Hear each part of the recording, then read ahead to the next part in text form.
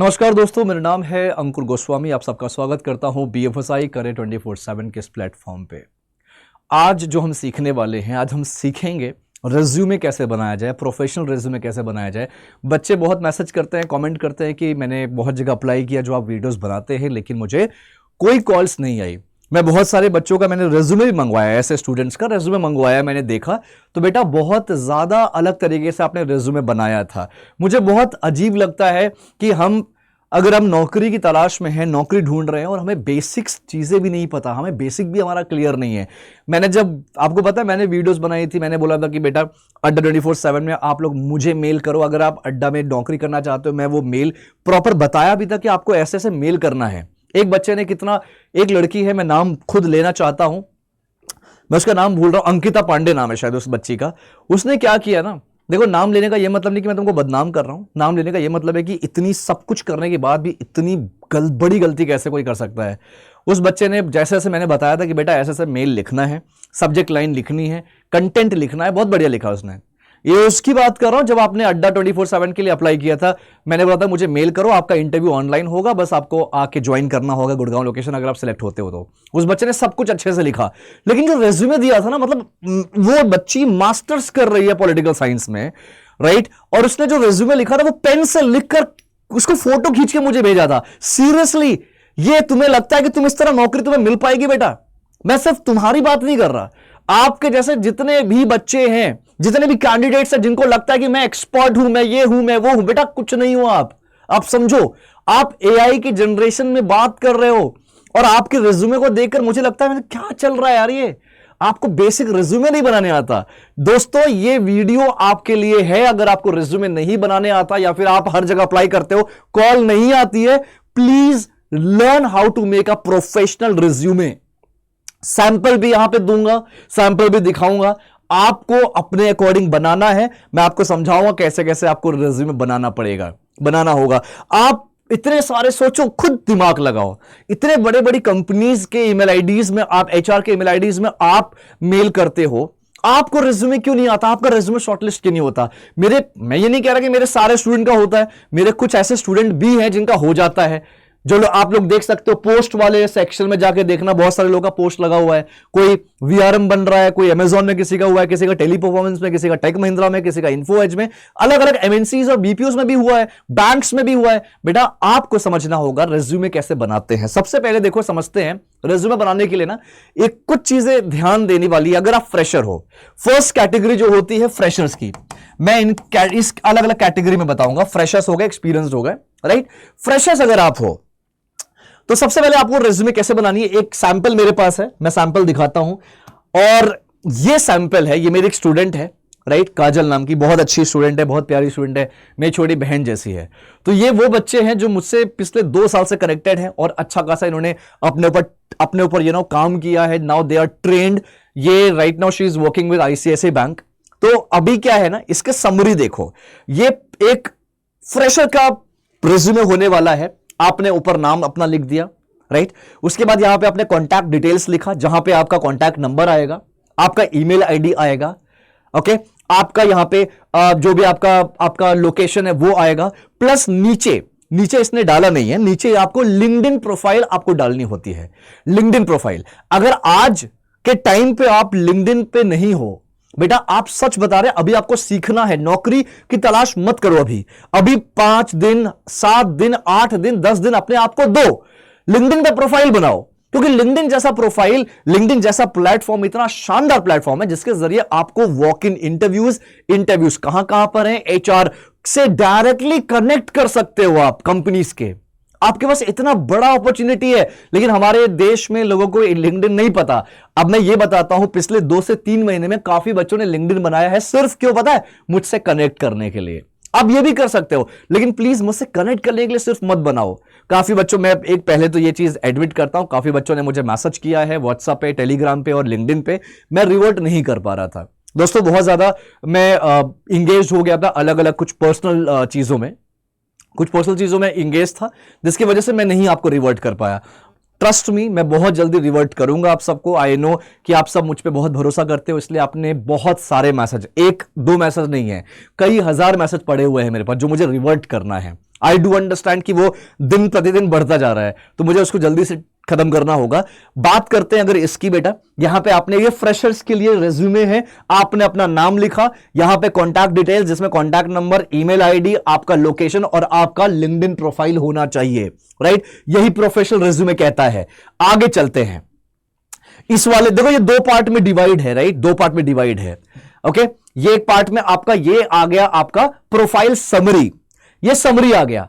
अब समरी को अच्छे से देखो, ये समरी में बहुत सिंपल लिखा है, हालांकि इसमें भी 4-7-8 लाइन है, लेकिन आप इसको 4 से 5 लाइन में कंप्लीट कर सकते हो। प्रोफाइल समरी देखो, याद रहे आपको जो रेज्यूमे बनाना है ना, मेरा ये मानना है कि रेज्यूमे जो आप बना रहे हो, 2 रेज्यूमे बनाइए। एक रेज्यूमे होना चाहिए इंडस्ट्री स्पेसिफिक, यानी कि अगर आप बैंक में, फाइनेंस में, यानी कि बीएफएसआई में जाना चाहते हो, तो एक रेज्यूमे बीएफएसआई स्पेसिफिक होना चाहिए, जो सिर्फ और सिर्फ बैंक और फाइनेंस की जॉब्स के लिए आप उसको अप्लाई करो। दूसरा इंटरव्यू, दूसरा जो रेज्यूमे है वो एक स्टैंडर्ड होना चाहिए, जैसे ये स्टैंडर्ड है, राइट? यहां पे ये सारी चीजें लिखी है, प्रोफाइल समरी। और अगर आप बीएफएसआई के लिए डाल रहे हो, टेक के लिए डाल रहे हो, अगर आप किसी और पर्टिकुलर बीपीओ के लिए डाल रहे हो, तो यहां पे प्रोफाइल समरी में लिखो कि मैं एक बीएफएसआई एस्पिरेंट हूं, बीएफएसआई में अपना करियर देखना चाहता हूं, बीएफएसआई की जो नॉलेज है उसको आगे नॉलेज को इंप्लीमेंट करना चाहता हूं प्रोसेस में। तो ये चीज आप लिख सकते हो समरी में, लेकिन याद रहे समरी हमेशा 4-5 लाइन में खत्म होना चाहिए, राइट? आधा पेज मत भरो समरी से। चलो आगे देखते हैं, एजुकेशन। बेटा एजुकेशन इसने देखो बहुत क्लियर लिखा है, एजुकेशन 12th ग्रेड और 10th ग्रेड। यहां पे देखो कितने अच्छे से लिखा हुआ है। हमारे देश में बच्चे सबसे ज्यादा जो गलती करते हैं दोस्तों, वो करते हैं बॉक्स में। आप एजुकेशन बॉक्स में मत लिखो। एक वो जो एटीएस होता है, अब ये एटीएस क्या भला है ये देख लेते हैं। एटीएस क्या होता है? आप लोग सर एटीएस क्या होता है? बेटा एटीएस जो होता है ये ट्रैकर सिस्टम होता है, एप्लीकेशन ट्रैकिंग सिस्टम या सॉफ्टवेयर। ये क्या करता है, आपके एप्लीकेशन को जो आपने अप्लाई किया है ना, जो आपका रिज्यूमे है, उसको रीड करता है ये सॉफ्टवेयर। अब ये सॉफ्टवेयर काम कैसे करता है? मान लो मैंने सेल्स, मैं एक एचआर हूं, मैंने सेल्स के लिए मैंने रिक्रूटमेंट लगाया, मैंने सेल्स के लिए जॉब ओपनिंग्स मैंने लगाई कहीं ना कहीं अलग अलग पोर्टल्स पे, राइट? लिंक्डइन पे, naukri.com पे मैंने सेल्स के लिए मैंने पोस्ट डाल दी कि सेल्स की नौकरी है, सेल्स के लिए अप्लाई, अगर आप इंटरेस्टेड हो या आप एलिजिबल हो तो आप अप्लाई करिए, राइट? और आपने अप्लाई कर दिया। अब यहां पे मेरे पास 10,000 रेज्यूमे आ गए। समझना गाइस, समझना, रिलेट करना। मेरे पास 10,000 रेज्यूमे आ गए। क्या मैं जो एचआर हूं, क्या मैं एक एक रेज्यूमे बैठ के पढ़ूंगा? Is it really going to happen? बताओ मुझे, ऐसा होता है क्या? कोई एचआर क्या रेज्यूमे पढ़ता है? जहां पे 2-3 रेज्यूमे है समझ में आता है, जहां पे 10-12 समझ में आता है, लेकिन जहां पे 100, 150, 500 इतने ज्यादा, या फिर 10-10 हजार, अमेजॉन में एक हफ्ते में on an average, Amazon India में एक हफ्ते में 10,000 रेज्यूमे आते हैं। क्या कोई आदमी पढ़ेगा? नहीं। वहां पे सॉफ्टवेयर होता है। सॉफ्टवेयर क्या करता है? जिस भी रोल के लिए अप्लाई किया गया है, उसी रोल से रिलेटेड जो भी स्किल्स होती है, जो भी स्किल्स की रिक्वायरमेंट है, जो भी स्किल्स होगा, वो स्किल्स के कुछ कीवर्ड्स होंगे। वो कीवर्ड्स को क्या किया जाता है? उस सॉफ्टवेयर में अपडेट किया जाता है, और वो सॉफ्टवेयर उसी कीवर्ड्स के बेसिस पे आपके रिज्यूमे में वही कीवर्ड ढूंढता है। जैसे सेल्स की अगर मैं बात कर रहा हूं तो communication skills, negotiation skills, convincing skills, ये 3 स्किल्स मैंने क्या किया, इस सॉफ्टवेयर में अपडेट कर दिया। अब ये 3 स्किल्स अगर आपके रिज्यूमे में अपडेटेड है तो ही आपका रेज्यूमे शॉर्टलिस्ट होगा, नहीं तो नहीं होगा। जितना हाथ पैर मारना है मार लो, जितना दुनिया भर का कोर्स करना है कर लो, नहीं होने वाला सिलेक्टेड। ये होता है तरीका। क्योंकि बेटा जब आप इंटरव्यू देने जाते हो, जाओगे तब ना जब आपको शॉर्टलिस्ट होगी आपका रेज्यूमे। जब रेज्यूमे शॉर्टलिस्ट नहीं होगा तो बेटा नौकरी कहां से लगेगी? रेज्यूमे ही शॉर्टलिस्ट नहीं होगा तो आप इंटरव्यू दोगे कैसे? और इंटरव्यू नहीं दोगे तो नौकरी भी नहीं लगेगी, करेक्ट? तो ये सब चीजें इंटर रिलेटेड है, ये बहुत इंपॉर्टेंट है। अगर रेज्यूमे अच्छे से बना लिया तो नौकरी के लिए इंटरव्यू आएगा ही आएगा, ठीक है? तो ध्यान दीजिए इन सब चीजों पे। बेटा एटीएस पे ध्यान दीजिए।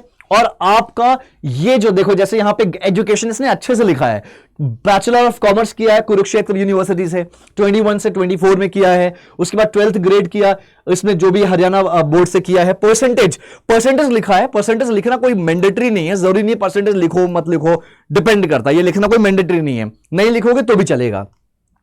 ईयर ऑफ कंप्लीशन लिखना जरूरी होता है, फिर उसने 10th ग्रेड किया, ये उसके स्कोर रहे, राइट। ये पूरा हो गया। अब आते इस साइड, इस साइड क्या क्या चीजें हैं ये समझ लेना, क्योंकि यहां पे ये ओवर हो गया। ये फ्रेशर का है रेज्यूमे, फ्रेशर का रेज्यूमे है। अब देखते हैं बेटा यहां पे क्या है। यहां पे आपने कॉन्टैक्ट डिटेल्स तो देख लिया, यहां पे लिंक्डइन प्रोफाइल लगाना जरूरी है। उसके बाद सॉफ्ट स्किल्स की बात करते हैं। तो सॉफ्ट स्किल्स, मैं अगर स्किल्स की बात करूं, देखो बहुत सारे बच्चे क्या लिखते हैं स्किल्स में, लिखते हैं कि कंप्यूटर कोर्स किया है, डिप्लोमा किया। बेटा ये सब मत लिखो, अंडरस्टैंड द रियलिटी। आप ये सब लिखने से कुछ नहीं होने वाला, कुछ भी नहीं होने वाला। रीजन क्या है, आपने जो डिप्लोमा किया है, जो कोर्स किया है, उसमें आपको आता क्या है वो आपको मेंशन करना है। क्या वो रेलिवेंट है, क्या वो रेलिवेंट है? समझो समझो, फिर से समझो।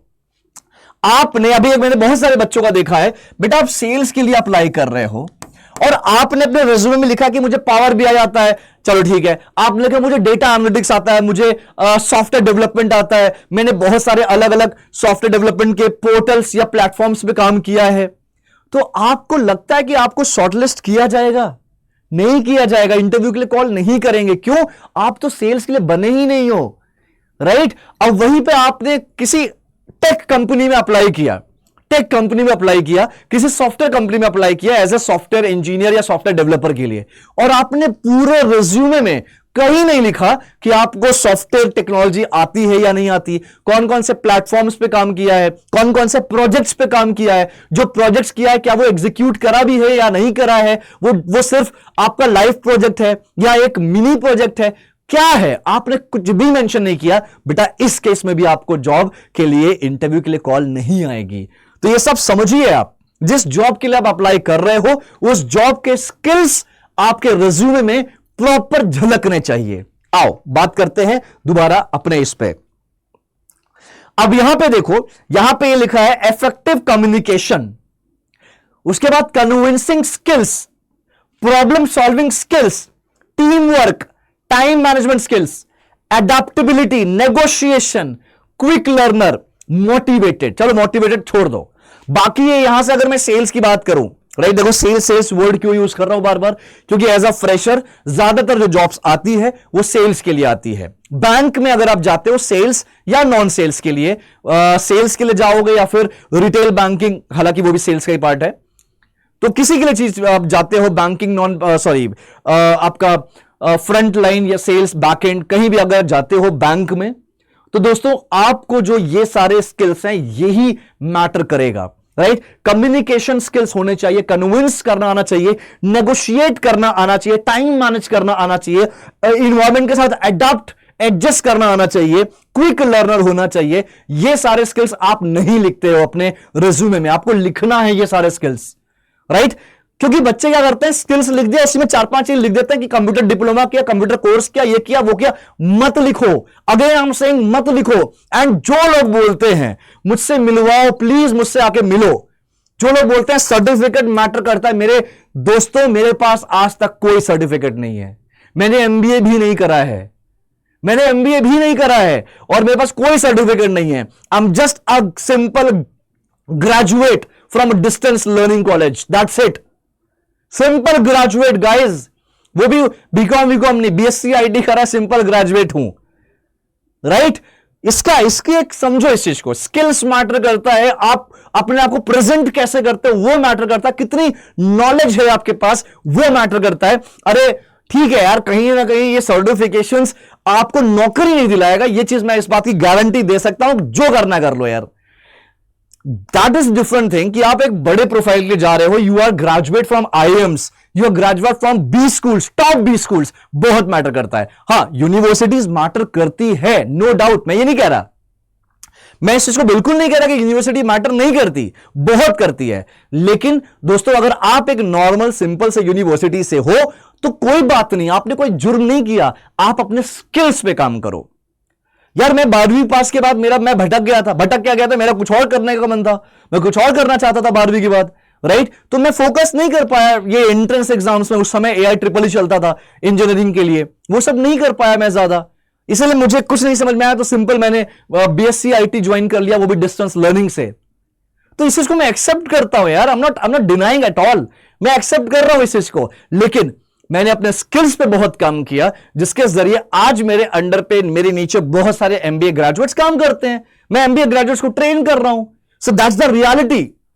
देखो यार, हमारे देश में भी आप सर्च करो, हमारे देश के बहुत सारे बड़े बड़े कंपनी के ऐसे ओनर हैं, कंपनी के ऐसे फाउंडर हैं, those who are just undergraduate as in just completed their 12th and still they are running like unicorn companies। समझो, राइट? तो ये रियलिटी है। आप, फिर मैं बोल रहा हूं, सर्टिफिकेट को इतना मैटर मत दीजिए। सर्टिफिकेट मैटर नहीं करता, उस सर्टिफिकेट से सीखा हुआ नॉलेज मैटर करता है, और वो नॉलेज आपको यहां लिखना है और लिखना आना चाहिए। इस वीडियो को एंड तक देखना। ये वीडियो आपको नौकरी दिलाएगी, ये गारंटी मैं देता हूं। नौकरी दिलाएगी मतलब नौकरी के लिए, इंटरव्यू के लिए कॉल आएगा ही आएगा, अगर आप ये ऐसी रेज्यूमे बनाते हैं तो। चलो, सॉफ्ट स्किल्स हो गया। स्किल्स को हमेशा दो पार्ट में डिवाइड करो, soft skills and tech skills. ठीक है, सॉफ्ट स्किल्स हो गया। नाउ टेक स्किल्स की बात करते हैं। टेक स्किल्स में टेक्निकल स्किल्स। अब यहां पे देखो, बहुत सिंपल सा बच्चे ने लिखा है, राइट? क्या लिखा है? कॉर्पोरेट एक्सेल आता है इसको। आप लोग क्या करते हो? लिखते हो एमएस ऑफिस, फिर आगे लिखते हो। देखो, ये बच्चे करते हैं यार, ये बच्चे बहुत गलतियां करते हैं। बच्चे क्या करते हैं, मैंने जो देखा है कि मुझे स्किल्स में क्या है, मुझे एमएस ऑफिस आता है, फिर यहां लिखते हैं एमएस एक्सेल आता है, फिर यहां लिखते हैं एमएस पेंट आता है, फिर पावर पॉइंट। ये बेटा ऐसे आप लोग लिख रहे हो, ये गलत है। This is totally wrong. ये तो बहुत गलत है। अगर मेरे जैसे समकी आपका इंटरव्यू ले रहा है ना, पहली बात तो एमएस ऑफिस में ही सब कुछ आता है, ये सब कुछ एमएस ऑफिस का ही पार्ट है। दूसरा, अगर आपको एमएस एक्सेल पूरा आ रहा होता तो लाखों की सैलरी में बैठे होते आप। एमएस एक्सेल ये पूरा नहीं आता किसी को, इस पूरा छोड़ो, 40%, 30% भी नहीं आता आपको ये एमएस एक्सेल। मत लिखो एमएस एक्सेल आता है आपको। ये अगर पावर पॉइंट ढंग से आ रहा होता ना, तो किसी बड़ी कंपनी में अच्छे पोजीशन पे काम कर रहे होते, आप जॉब की तलाश में नहीं भटक रहे होते। And paint is not so required man, नहीं इतनी ज्यादा रिक्वायरमेंट है। आप समझिए, आपको नहीं लिखना ये सारी चीजें। जैसे यहां पे बच्चे ने लिखा है टेक्निकल स्किल्स, कॉर्पोरेट एक्सेल, यानी कि एक कंपनी में जिस एक्सेल की स्किल्स की रिक्वायरमेंट है, बच्चे को वो आता है। क्या? V lookup, H lookup, pivot table. तो ये बेसिक है हर कंपनीज में, हर इंटरव्यूज में। चाहे आप एमआईएस एग्जीक्यूटिव के लिए जाते हो, चाहे आप किसी भी जॉब के लिए जाते हो, अगर एक्सेल जहां पे रिक्वायरमेंट है, एक्सेल की जरूरत पड़ती है, तो वो लोग यही क्वेश्चन आपसे पूछेंगे कि वी लुकअप लगाने आता है, एच लुकअप लगाने आता है, पाइवट लगाने आता है। यही क्वेश्चंस पूछते हैं 99%। ये चीजें प्रूव्ड है, राइट? तो आपको रिसर्च करना है एक्सेल, और हाँ प्लीज, जो आता है वही लिखो। चलो, आप बोल रहे हो सर नहीं आता, कॉर्पोरेट एक्सेल लिख लो, लेकिन सीख लो जाके। यार क्या करना है, एक यूट्यूब वीडियो ढूंढो, बहुत सारा तुम्हें एक्सेल का ये सारी चीजें एक वीडियो मिलेगी, 3-4 घंटे की वीडियोस होंगी, उस 3-4 घंटे को तुम कम से कम 10 बार देखो, एक्सपर्ट बन जाओगे। मैंने ऐसे ही करा यार, मैंने ऐसे ही सीखा है, मैंने पूरा एक्सेल ऐसे ही सीखा था, राइट? तो आप भी सीख सकते हो। बेस्ट आइडिया है ये, बेस्ट आइडिया। चलो, कॉर्पोरेट एक्सेल में लिख दिया। उसके बाद PPT presentation. PPT presentation, the power point presentation, आपने लिखा कॉर्पोरेट रेलिवेंट, यानी कि एक कंपनी में जैसी पीपीटी चाहिए होती है, आपको वैसी पीपीटी बनाने आती है। सिंपल है। इस पे भी थोड़ा सा रिसर्च कर लो, थोड़े से सेशंस ले लो यूट्यूब पे जाके, और एक्सपर्ट बन जाओ। बन सकते हो यार, मैंने खुद ये किया है, और मैंने अपनी पास्ट कंपनीज में, अपनी प्रेजेंट कंपनीज में सारी पीपीटीज, आप जो लोगों ने मेरा पहला सेशन देखा होगा, मैं और मेरी टीम मिलकर पीपीटी बनाते थे। कभी वो बनाते थे, कभी मैं खुद पीपीटी बनाता था, और पीपीटी भी शानदार होती थी, राइट? तो पीपीटी भी आपको कॉर्पोरेट लेवल की बनानी आनी चाहिए। यहां पे ये चीज बेसिक है। मुझे लगता है ये जो टेक्निकल स्किल्स वाला पार्ट है, ये आपके रेज्यूमे में होना ही होना है। कुछ भी हो जाए, ये लिखिए आप, कुछ भी हो जाए, राइट? अगर आप जाते हो, सॉफ्ट स्किल्स की बात करें तो ये सारे कॉमन फैक्टर हैं। अगर आप सेल्स में जाते हो, सेल्स के लिए अपना सीवी बना रहे हो, convincing, communication, problem solving, team work, time management, ये सभी है, नेगोशिएशन, क्विक लर्नर, ये सभी इंक्लूड करना ही करना है। कोई बात नहीं, 4-5 सॉफ्ट स्किल को 4-5 और लंबा कर दो, और 4-5 ऐड कर दो, चलेगा, लेकिन खराब तरीके से आपको रेज्यूमे नहीं बनाना है। लास्ट में क्या होता है, लैंग्वेजेस। आपको जो भी लैंग्वेज आती है वो आप लिख सकते हो। मेरे हिसाब से लैंग्वेज इज लाइक ऑप्शनल, ठीक है? अब ऑप्शनल पे रख लो लैंग्वेज, आप कर सकते हो तो कर लो। चलो, ये बात हो गई फ्रेशर्स की। ध्यान देना गाइस, ये फ्रेशर्स के लिए हो गया, ये फ्रेशर्स का है पूरा। अब जो एक्सपीरियंस वाले होते हैं, उन्हें क्या करना है? बेटा आपने क्या किया, प्रोफाइल समरी लिख दिया, एजुकेशन ऐसे ही लिखना है, प्रोफाइल समरी और education. Soft skills, tech skills. यहां पे सॉफ्ट स्किल्स आप जो भी काम करते हो उसमें, सॉफ्ट स्किल्स में जो भी अगर कुछ ऐड ऑन हो रहा है तो लिख लो। टेक स्किल्स में, यहां पे टेक स्किल्स में अगर तुम्हें कोई अलग से तुम्हें किसी सॉफ्टवेयर पे, किसी इनबिल्ट सॉफ्टवेयर पे काम किया है तो आप यहां पे अपडेट कर सकते हो, राइट। उसके अलावा याद रखना, रिज्यूमे में आप, अगर मैं एक्सपीरियंस की बात करूं तो एक्सपीरियंस कैसे लिखना है। बच्चे क्या करते हैं, 5-5 साल का एक्सपीरियंस है, एक लाइन में खत्म, I have 5 years of experience in HDFC bank as a executive. ओ भाई क्या कर रहे हो यार, क्या कर रहे हो, गुनाह कर रहे हो, गुनाह कर रहे हो आप, ट्रस्ट में गुनाह कर रहे हो। आपके पास अगर एक्सपीरियंस है तो यहां पे एक्सपीरियंस डालिए, प्रोफेशनल एक्सपीरियंस डालिए, राइट। डालने के बाद नंबर 1, मान लो एक कंपनी में काम किया है, मान लेते एग्जांपल ले लेते हैं, एचडीएफसी बैंक में काम किया है 2 साल ऐसा सेल्स ऑफिसर, तो यहां पे लिखो, बोल्ड में लिखो एचडीएफसी बैंक, बोल्ड में लिखना है इसको, एचडीएफसी बैंक। आगे लिखो, क्या लिखना है, कौन से कितने समय काम किया, कब से कब तक काम किया है। और एक और चीज याद रखना, सीवी का कुछ रूल होता है, रिज्यूमे का कुछ रूल होता है। अगर आप फ्रेशर नहीं हो, एक्सपीरियंस्ड हो, लेकिन आपका एक्सपीरियंस जो है किसी कंपनी में 2 महीना, किसी में 4 महीना, किसी में 8 महीना, किसी में 6 महीना, अलग अलग कंपनी में काम किया शॉर्ट टर्म के लिए, कम समय के लिए, मत लिखना। अपने रिज्यूमे में लिखने की कोई जरूरत नहीं है, वो बहुत बड़ा क्वेश्चन मार्क है। क्यों, कौन सा इशू, स्टेबिलिटी का इशू है। आप स्टेबल नहीं हो, आप स्टेबल नहीं हो कंपनी में, तो ये चीजें आपको ध्यान देनी है। अगर आप एक्सपीरियंस्ड हो तो यहां पे अपना एक्सपीरियंस लिखिए। नो, कम से कम देखो, मिनिमम एक्सपीरियंस जो काउंट होता है वो कम से कम 1 साल होता है, तो 1 साल या उससे ज्यादा हो तो लिखो। 1 साल से कम है, लाइक 9-10 महीना है, लेकिन आपके पास वैलिड रीजन है छोड़ने का। और वैलिड रीजन का मतलब हमेशा मेडिकल नहीं होता है। हर दूसरा आदमी मेडिकल को ही एक्सक्यूज देता है, प्लीज मेडिकल को एक्सक्यूज हमेशा मत दीजिए, राइट। आप यहां पे लिख सकते हैं, अगर आपका कम से कम 1 साल है, 1 साल के आसपास है, अगर 1 साल से कम भी है, वैलिड रीजन है, तो आप यहां पे अपना एक्सपीरियंस लिखिए, एचडीएफसी बैंक बोल्ड में लिखिए, यहां पे अपना टेन्योर डालिए, लाइक फॉर एग्जांपल जनवरी 22 से लेकर आपने फरवरी 23 तक काम किया है, राइट। और उसके आगे आप लिखिए आपका लोकेशन क्या था, कौन से लोकेशन पे थे। अब तुम किसी लोकेशन में हो कि कोई ऐसा शहर है जो नहीं जानता हर आदमी, राइट, तो शहर का नाम लिखो, प्लस आप स्टेट का नाम तो लिखिए, पता तो लगे कौन से स्टेट की बात हो रही है, राइट। तो जैसे मैं लिखता हूं, जैसे मैं जनरली मेरे में लिखा रहता है न्यू दिल्ली, सब जानते हैं न्यू दिल्ली। अब न्यू दिल्ली के अंदर कौन सी जगह, ये लिखने की कोई जरूरत नहीं है, तो आप शहर का नाम लिखिए, वो इनफ है, करेक्ट। शहर का नाम अगर कोई नहीं जानता तो स्टेट लिख सकते हैं। उसके बाद ये लिख दिया आपने, ये बैंक का नाम हो गया, कंपनी का नाम हो गया, ये आपका टेन्योर हो गया, कब से कब तक काम किया। उसके आगे आप लिख दोगे यहां पे कौन सी जगह थी, कौन सा शहर था। उसके बाद क्या लिखना होता है, ये लिख दिया। उसके बाद आप यहां पे लिखिए डेजिग्नेशन, आपका डेजिग्नेशन क्या था, आप कौन से पोस्ट पे थे, कौन से ग्रेड पे थे, एग्जीक्यूटिव थे, सीनियर एग्जीक्यूटिव थे, असिस्टेंट मैनेजर थे, डिप्टी मैनेजर थे, सीनियर मैनेजर क्या थे, AVP, VP, DVP, senior VP क्या थे एग्जैक्टली, यहां पे आपको वो लिखना है, राइट। उसके आगे नीचे लिखना है roles and responsibility.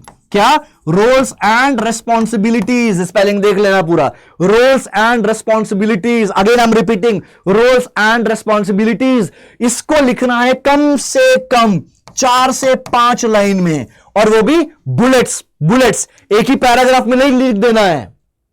Roles and responsibility, R&R लिख देता हूं मैं यहां पे, रोल्स एंड रेस्पॉन्सिबिलिटी आपको बुलेट्स में लिखना है, ठीक है। कम से कम 4 से 5 लाइन में ये एक्सप्लेन करेगा कि एग्जैक्टली आप काम करते क्या थे। यहां पे 80% बच्चे गलती करते हैं, बच्चा नहीं बोलूंगा, कैंडिडेट्स गलती करते हैं, जो अपने एक्सपीरियंस को एक लाइन में लिख के खत्म कर देते हैं। अब आप बोलोगे सर मुझे पता तो है मैं काम क्या करता हूं, लेकिन घुमा फिरा के मेरा काम तो 2 ही 3 आ रहा है, तो यहां पे मैं 5 लाइन, अगर आपने बोला कि एक एक लाइन करके 5 बुलेट्स लिखना है, 5 पॉइंट्स लिखना है, तो वो लिखूंगा कहां से। तो इसका सबसे बेस्ट ट्रिक बताता हूं। इसका सबसे बेस्ट ट्रिक है, आपको करना क्या है, जैसे मान लो कि मेरा काम है रोल्स एंड, चलो ऑपरेशंस एग्जीक्यूटिव, मैं ऑपरेशन एग्जीक्यूटिव था एचडीएफसी बैंक में, राइट। एचडीएफसी बैंक में ऑपरेशंस एग्जीक्यूटिव था, मैं करता क्या था मुझे पता है, लेकिन उसको मैं पॉइंट में कैसे लिखूं कंफ्यूजन है। अब उस केस में क्या करना है, उस केस में आपको लेना है हेल्प गूगल की या चैट जीपीटी की। क्या लेनी है, चैट जीपीटी की हेल्प, गूगल की हेल्प लो कि roles and responsibility of operation executive in, जो भी तुम्हारा बैंक का या कंपनी का नाम है, एचडीएफसी बैंक, इन SD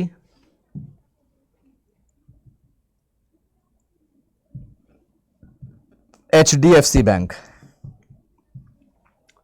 ठीक है, अब यहां पे भी तुम्हें पता है AI ये सब कुछ पूरा यहां पर आ गया। यहां पे देखो पूरा इसमें AI के जरिए इसने पूरा बता दिया। अब तुम्हें समझ में नहीं आ रहा, तुमने बोला पॉइंट्स में लिखना, कैसे लिखूं?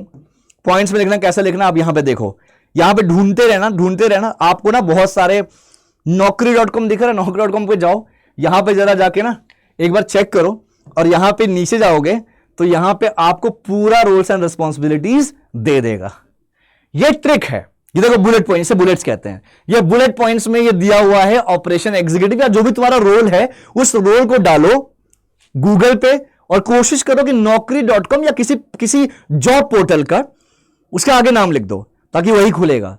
और उसी जॉब पोर्टल पे जाके रोल्स एंड रिस्पॉन्सिबिलिटी पूरा एज इट इज, मैं नहीं बोल रहा एज इट इज, थोड़ा सा समझ के 2-4 पॉइंट्स लेकर, इंपॉर्टेंट पॉइंट्स लेकर आपको अपने रेज्यूमे में कॉपी पेस्ट करना है। इसका बहुत इंपैक्ट होता है, ये बात याद रखना।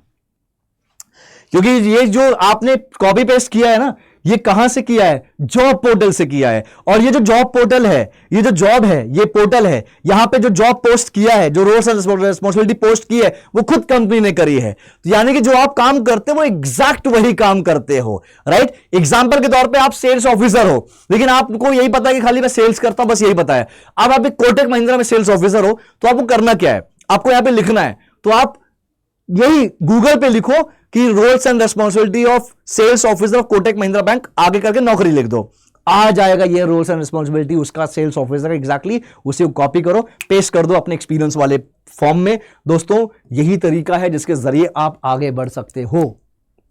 याद रहे ये चीज, ठीक है?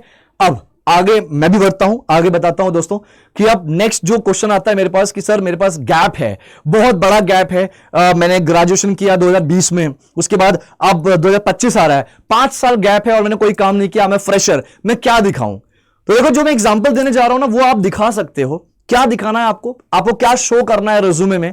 आप कोशिश करिए कि जो 5 साल आपने प्रिपरेशन किया है, प्रिपरेशन जो भी किया है, सरकारी नौकरी की तैयारी करते हैं ज्यादातर, तो अगर आप क्लियर कर रहे हो या स्टिल प्रिपेयर कर रहे हो, तो उसको बताने की जरूरत नहीं है इंटरव्यू में, या फिर रिज्यूमे में लिखने की ऑब्वियसली जरूरत नहीं है, ठीक है? आपको क्या लिखना है? आपको उसमें लिखना है कि 5 साल आपने ट्रेनिंग में थे, आप ट्रेनिंग देते थे, आप लोकल इंस्टीट्यूट, लोकल कोचिंग में पढ़ाते थे। आप कुछ ऐसा बताओ। देखो, पढ़ाना बहुत बड़ी बात होती है, पढ़ाना बहुत बड़ा स्किल है, राइट? आप ये लिख सकते हो कि एक लोकल इंस्टीट्यूट में या लोकल कोचिंग में आप ये सब्जेक्ट पढ़ाते थे इतने से इतने क्लास तक। वो चीज आप लिख सकते हो। कौन से? वो भी वहां पे भी एक एक्सपीरियंस करके डाल सकते हो, एक एक्सपीरियंस करके डाल सकते हो। प्रोफेशनल एक्सपीरियंस जो है वो आपका जो जहां पे जॉब कर रहा है वो हो सकता है। उसके अलावा एडिशनल एक्सपीरियंस आप लिख सकते हो। एडिशनल एक्सपीरियंस पे आप लिख सकते हो कि आपने 5 साल जो गैप है उसको फिल करने के लिए आप लिखोगे कि आपने 5 साल जो है उस आपने इस वाले इंस्टीट्यूट में, जो कि आपके लोकल होम टाउन पे है, वहां पे आपने ट्रेनिंग दी है या पढ़ाया है, या आपने कोच करते हो इतने क्लास के बच्चों को इतने इतने सब्जेक्ट्स में। आप ये लिखो। इससे क्या होगा? आप देखो, पढ़ाना एक ऐसा कला है, एक ऐसी आर्ट है दोस्तों, जो स्किल्स होते हैं ना उसके, वो हर जॉब में अवेलेबल है, हर जॉब में एप्लीकेबल होते हैं, राइट? तो स्किल्स बहुत सारे होते हैं पढ़ाने के लिए, इसीलिए आपको वो चीज मेंशन करनी है, वो बेहद जरूरी होती है। अब आते हैं आगे। अब आप बोलोगे सर स्ट्रेंथ, वीकनेस, हॉबीज, अरे कुछ ना लल्ला मेरे, कुछ नहीं करना इन सब चीजों का।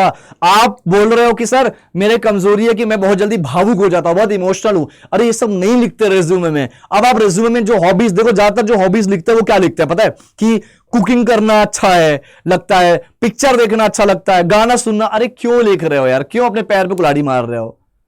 साइकोलॉजिकली सोचो ना यार। कोई HR, कोई रिक्रूटर तुमसे खाना थोड़ी बनवाएगा। ये जमाना गया, हो गया। पहले होता था ऐसा कि जो HR होते थे वो देखते हैं तुमने हॉबीज में लिखा है कि हाँ भाई डांस करना है, डांस करके दिखाओ तो तुम डांस कर रहे हो वहां पे। ऐसा नहीं होता अब सब कुछ AI और टेक और स्किल्स की बात होती है यार। वो पहले होता था। पहले आपने ये सब स्टोरी सुनी होगी, हॉबीज में लिखा है सिंगिंग करना, बेटा चलो गाना गा के दिखाओ तुम सिंगिंग कर पाते हो। उसका क्या मतलब यार? क्या रोल है उसका? कोई क्या फायदा आने वाला है? वो यूज होगा हमारी कंपनी को ग्रो करने के लिए? Not at all.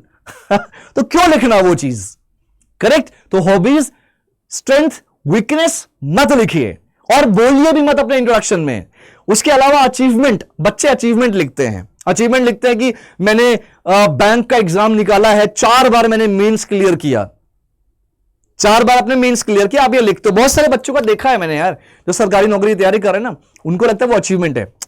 No doubt वो अचीवमेंट है, बिल्कुल अचीवमेंट है। 4 बार आपने मेंस क्लियर किया है, इसका एक दूसरा फेज भी तो है। ये भी तो लोग बोलेंगे ना, नहीं नहीं नहीं नहीं नहीं, 4 बार मेंस क्लियर नहीं किया, 4 बार इंटरव्यू में फेल हुए हो, ये भी तो समझो आप। अगला आदमी तो वो हमेशा वैसा नहीं है ना, जैसा आप कहना चाहते हो, बताना चाहते हो, वही वैसा सोचेगा, ऐसा जरूरी नहीं है। वो ऐसा भी सोच सकता है जैसा वो सोचना चाहता है, आप उसे सोच पे कंट्रोल नहीं कर सकते। करेक्ट? तो ये रियलिटी है, आप ये सब मत लिखिए। अचीवमेंट्स में आपने एक्चुअल में कॉर्पोरेट रिलेटेड अगर कुछ अचीव किया है, कॉर्पोरेट जैसे कोई कॉन्टेस्ट आपने, sales contest, communication contest, debate contest, ये लिख सकते हैं आप, बिल्कुल लिख सकते हैं। आप टेक के लिए अप्लाई कर रहे हो, जॉब के लिए टेक का रिज्यूमे बना रहे हो, और टेक कोई होता है ना, कोई मैराथन टाइप होता है, कुछ हैकेथन होता है, या कुछ भी होता है, रोबोटिक्स वाला कॉन्टेस्ट होता है, उसमें आपने पार्टिसिपेट किया था, वो लिख सकते हो। उसमें आप रनर अप थे, वो लिख सकते हो आप। तो वो सब लिखिए। अब आप लिख रहे हो मैं सिंगिंग कंपटीशन में टॉप किया था, कोई मतलब नहीं। अब आप, एक बच्चा लिख रहा है कि मैं 10th क्लास में कैप्टन था, क्या करूं मैं? 10th क्लास में कैप्टन थे भाई, 10th क्लास में तुम 15 साल के थे, आज तुम 25 साल के हो, ह्यूज डिफरेंस। 10 साल में इधर से उधर चीजें हो जाती है, 10 साल के लोग डिकेड कहते हैं यार, बहुत बदल जाती है चीजें। प्लीज ऐसी चीजें मत लिखिए अपने रिज्यूमे में जो एक गलत इंप्रेशन क्रिएट करे। क्लियर है? मेरे हिसाब से यही सारी चीजें होती है जो रेज्यूमे में इंक्लूड करना होता है। रेज्यूमे को बहुत ध्यान से बनाइए, ध्यान से लिखिए, एक एक चीज ध्यान दीजिए। और दोस्तों याद रहे, जो मैं वीडियोस बनाता हूं ना जॉब के लिए, आपको मैंने बोला मल्टीपल जॉब, मल्टीपल अपने रेज्यूमे बनाओ। वैसे 2 रेज्यूमे बनाना है, एक आप जिस इंडस्ट्री में जाना चाहते हो एक वो बना लो, राइट, और एक जो है वो एक स्पेसिफिक करके बनाओ, सॉरी वो स्टैंडर्ड बनाओ। उस स्टैंडर्ड में जैसे मैंने बताया कि भाई अमेजॉन में जॉब निकली है बीपीओ की, राइट, अमेजॉन ऑब्वियसली बीपीओ में ही आएगा। अमेजॉन की जॉब निकली है मान लो कॉलिंग की, और उसमें बहुत सारे स्किल्स की रिक्वायरमेंट है, ये स्किल्स है, वहां पे जहां पे भी जॉब दिया हुआ है वहां पे स्किल्स लिखा रहेगा। तो वो जो स्किल्स है उसको कॉपी करो, कॉपी करके अपने रिज्यूमे पे पेस्ट कर दो। यही तरीका होता है। मान लो मैंने बोला कि भाई वीआरएम की जॉब निकली है कोटक महिंद्रा बैंक में। अब जरा सर्च करो कि वीआरएम जॉब के लिए क्या क्या स्किल्स की जरूरत है, सर्च करो, सर्च करोगे मिल जाएगा स्किल्स, वो सारे स्किल्स अपने रिज्यूमे में कॉपी पेस्ट कर दो। ये क्या करो, ऐसे कैसे करना है पता है? जिस कंपनी में आप अप्लाई कर रहे हो, अगर आप चाहते हो कि तुरंत कॉल आ जाए, दोस्तों यही अप्लाई करिए, यही ट्रिक, यही टेक्निक काम करती है, राइट। अगर आप मेरे बारे में नहीं जानते हो, मैं बता देता हूं, ये सब मेरा एक्सपीरियंस है, 15 साल काम किया है, मजाक नहीं था, 15 साल काफी अच्छा एक्सपीरियंस रहा है, काफी अच्छी जर्नी रही है। लाइक ग्राउंड लेवल से काम करना शुरू किया था, एग्जीक्यूटिव लेवल कॉलर में भी था, hi my name is Ankur, I am calling from this company, how may I help you, ये मैं भी करता था। करते करते ग्रो किया, स्किल्स पे काम किया, सब कुछ मतलब समझने लगा, हर चीज, कंपटीशन समझा, स्ट्रैटेजी समझा, एंड ग्रो करता गया। 15 साल एक्सपीरियंस हो चुका है। कई साल मैंने बैंक में काम किया। बैंक में अगर बात करूं तो सीनियर ऑफिसर या ऑफिसर लेवल से मैंने शुरुआत करी थी, वहां से लेके सीनियर मैनेजर तक पहुंचा था। कोई अगर बैंक में काम कर रहे हो आपके, आप पूछेगा उनसे कि सीनियर मैनेजर प्रोफाइल कितनी बड़ी प्रोफाइल होती है, कितनी छोटी होती है, क्या औकात होती है उस प्रोफाइल की, sorry to use this word औकात, स्टेटस क्या होती है, आप ये पूछिएगा, राइट। तब आपको पता चलेगा कि सीनियर मैनेजर क्या होता है। फिर उसके बाद वहां से मैंने एजुकेशन की तरफ मैंने रुख किया, एंड आज मैं 15,000 से ज्यादा बच्चों को ट्रेन कर चुका हूं, और बच्चे मेरे ट्रेन किए हुए अलग अलग कंपनीज में, बैंक्स में, अलग अलग जगह काम कर रहे हैं। मैं ये नहीं बोल रहा कि बहुत बड़े पोजीशन पे, सब फ्रेशर थे यार, सब फ्रेशर हैं, राइट। तो एंट्री लेवल पे एटलीस्ट जॉब करना शुरू कर चुके हैं। You have to follow my instructions, if you will be following my instruction, definitely you would also get some good position guys. So आपको ये रिज्यूमे बनाने का तरीका है, ऐसे रिज्यूमे बनाइए। देखो यार, जो मेरी वीडियोस होती है, कोई ऐसी वीडियो मैं नहीं बना रहा जिसमें एडिट करके दूं आपको, आपके सामने लाइव दिखा रहा हूं, लाइव बता रहा हूं, ताकि आपको ये ना लगे कि आप वीडियो देख रहे हो, आपको लगे एक प्रॉपर सेशन चल रहा है, अंकुर सर आके यहां पे समझा रहे हैं, सिखा रहे हैं, राइट। तो ये आप सबके लिए है, जितने लोग प्रिपरेशन कर रहे हैं या नहीं कर रहे हैं। बेटा प्रिपरेशन कर रहे हो, ज्यादा टाइम हो गया, या फाइनेंशियल प्रॉब्लम है, कुछ भी XYZ रीजन है, तो आप ये सीखिए। मैं ये नहीं कह रहा प्रिपरेशन कर रहा हो तो मत छोड़ दो उसको, छोड़ो मत, आप वो कंटिन्यू करना है, कंटिन्यू करो, लेकिन साथ में आपको प्राइवेट सेक्टर की तरफ आपको एटलीस्ट स्किल्स पे काम करना होगा, बहुत जरूरी है। राइट दोस्तों, तो दोस्तों मैं फिर से बताऊंगा, तो मेरा नाम है अंकुर गोस्वामी। अगर आप मुझसे गाइडेंस लेना चाहते हो, मुझसे कनेक्ट करना चाहते हो, तो लिंक्डइन पे जाइए, नीचे देखिए डिस्क्रिप्शन बॉक्स पे, डिस्क्रिप्शन पे दिया हुआ है लिंक्डइन का प्रॉपर प्रोफाइल है, वहां पे जाइए, 3 बिंदु होगा, मुझे फॉलो का रिक्वेस्ट मत भेजना, उससे कुछ नहीं होगा। फॉलो के बगल में 3 बिंदु आएगा, उस पर क्लिक करना, कनेक्शन रिक्वेस्ट आएगा, उस पर क्लिक करना, मेरे पास रिक्वेस्ट आएगी, मैं उसको एक्सेप्ट करूंगा, फिर आप मुझे मैसेज कर सकते हैं लिंक्डइन पे। लिंक्डइन एक ऐसा जरिया है जिसके जरिए हम बातचीत कर सकते हैं, वहां पे मैं अपना नंबर वगैरह भी शेयर करता हूं, व्हाट्सएप पे भी हम डिस्कस करते हैं, अपना नंबर जाहिर सी बात है मैं यहां पे शेयर नहीं कर सकता। तो आप सीखिए, आप अफलातून मत बनिए, आप हवा में बातें मत करिए, लॉजिक बातें करिए, लॉजिकल बातें करिए। और रही बात जॉब, सर मेरे शहर में यहां जॉब नहीं है, वहां जॉब नहीं, ये जॉब नहीं है, वो जॉब नहीं, ये करना बंद करिए, अपने जॉब, अपने स्किल्स पे पहले काम करिए। आप स्किल्ड नहीं हो दोस्तों, आप स्किल्स पे काम करिए, जो जो ट्रेंडिंग है उसको समझिए, उसके बाद फिर मुझसे कनेक्ट भी करिए। मैं ये नहीं बोल रहा कि मैं आपको हेल्प नहीं करूंगा भाई, रोज 5-5, 6-6 वीडियोस बना रहा हूं, लोगों को नौकरी लग रही है, जिसकी नहीं लग रही प्लीज मुझसे कनेक्ट कर ले। राइट, क्लियर है गाइस? मैं बस यही चाहता हूं कि हमारे देश में पूरी तरह से बेरोजगारी हट जाए। मैं और भी कोशिश कर रहा हूं Naukri.com के जरिए, और भी अलग अलग प्लेटफॉर्म पे मैं कोशिश कर रहा हूं कि बढ़िया कुछ अपॉर्चुनिटी मिले, आप सब तक पहुंचाऊं। जो मतलब जितना हो सके उतना मैं करूंगा।